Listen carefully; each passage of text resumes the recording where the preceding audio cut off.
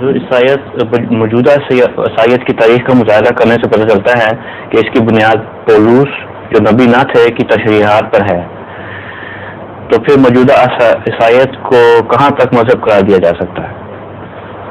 مذہب تو ہے ہی جو وہ مذہب سمجھ کے عمل کر رہے ہیں. مذہب سچے اور جھوٹے دونوں نہیں ہوتے. مذہب سچے بھی ہوتے ہیں جھوٹے بھی ہوتے ہیں. ان کو جھوٹا مذہب سمجھ گے. مذہب تو ہوگا.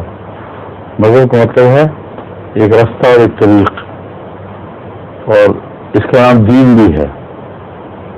اور جہاں تک لفظ دین ہے اس کا تعلق محض سچائی سے نہیں بلکہ جھوٹ سے بھی ہو سکتا ہے. چاہے مشرکوں کو مخاطب کر کے قرآن کریم فرماتا ہے لکم دینکم ولی دین، ان رسول اللہ کی زبان سے یہ کہا جا رہا ہے کہ تمہارے لیے تمہارا دین ہے اور ہمارے لیے ہمارا دین ہے، میرے لیے میرا دین ہے. تو مذہب اور دین یہ دونوں لفظ سچوں پر بھی استعمال ہو سکتے ہیں، جھوٹوں پر بھی ہو سکتے ہیں.